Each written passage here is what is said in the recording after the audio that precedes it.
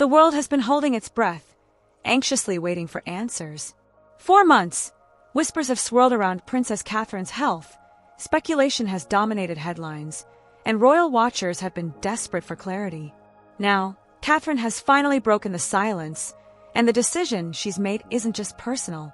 It's a choice so bold, so unprecedented, that it could reshape the monarchy itself. What did she decide, and why is this moment already being called one of the most defining of her royal journey? Stay with me, because the truth behind this decision will leave you stunned. Since Kensington Palace first confirmed Catherine's cancer diagnosis, the air has been thick with speculation. Every photo of her sparked rumors.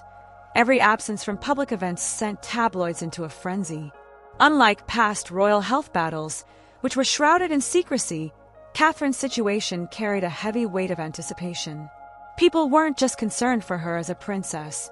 They were concerned for her as a mother, a wife, and the future Queen of England. And then, just when silence seemed unbearable, she finally revealed her path forward. But what she chose would break centuries of royal tradition. Traditionally, the royal family has always treated health matters as strictly private. Illnesses were hidden, treatment plans kept secret, and the public only learned what the palace allowed.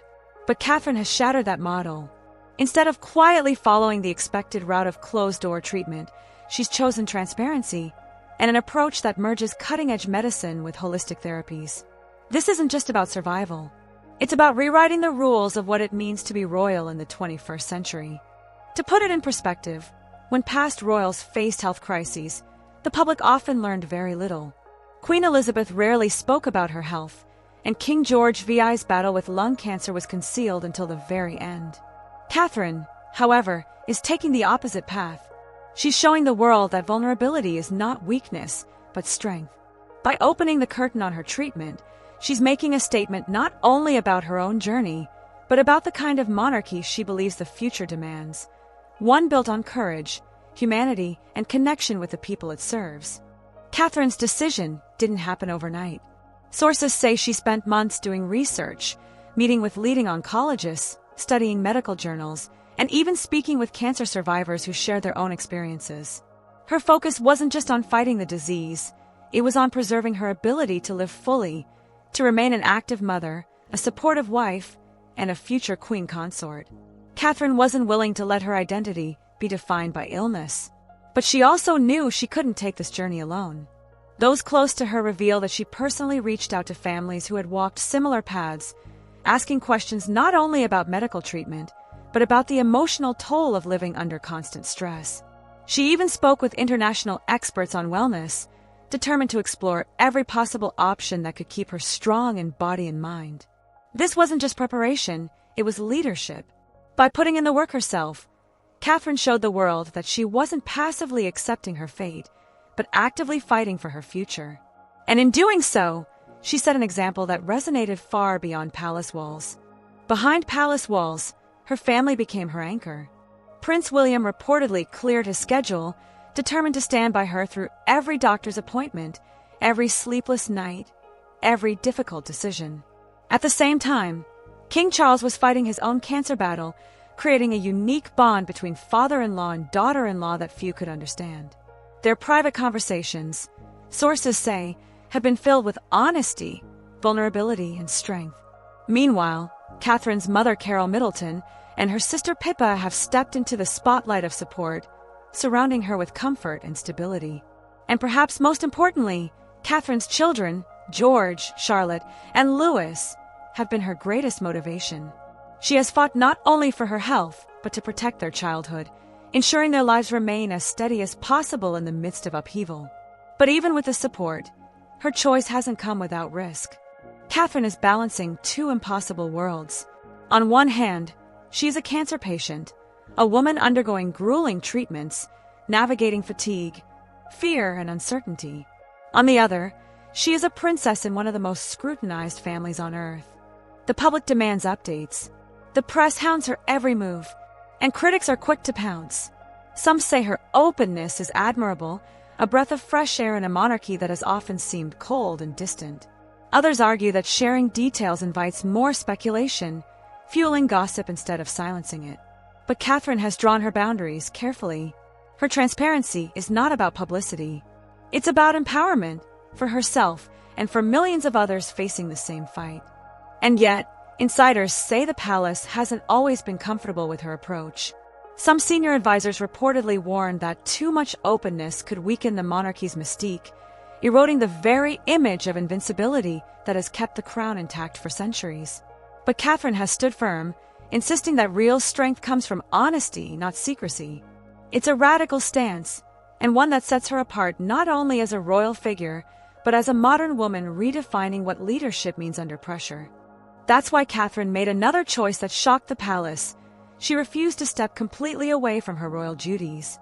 While many expected her to retreat fully into privacy, Catherine has insisted on continuing her work in a limited but meaningful way.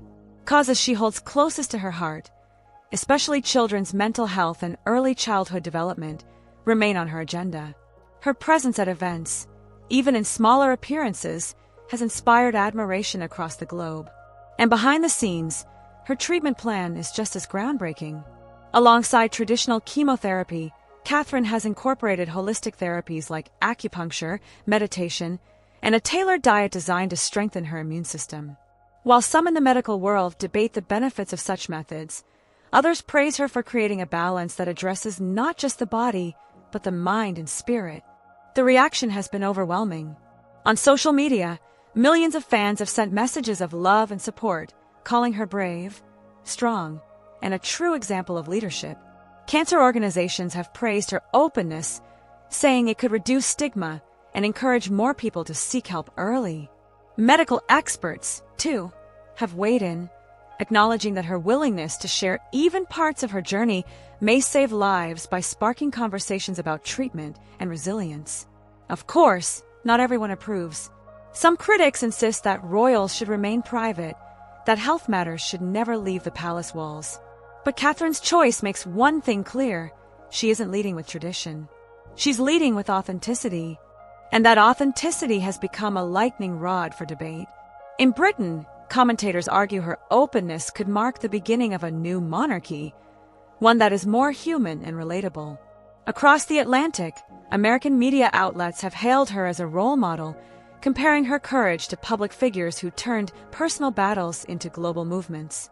Yet behind closed doors, insiders whisper that some senior royals remain uneasy, fearing her transparency could forever change how the monarchy handles its secrets.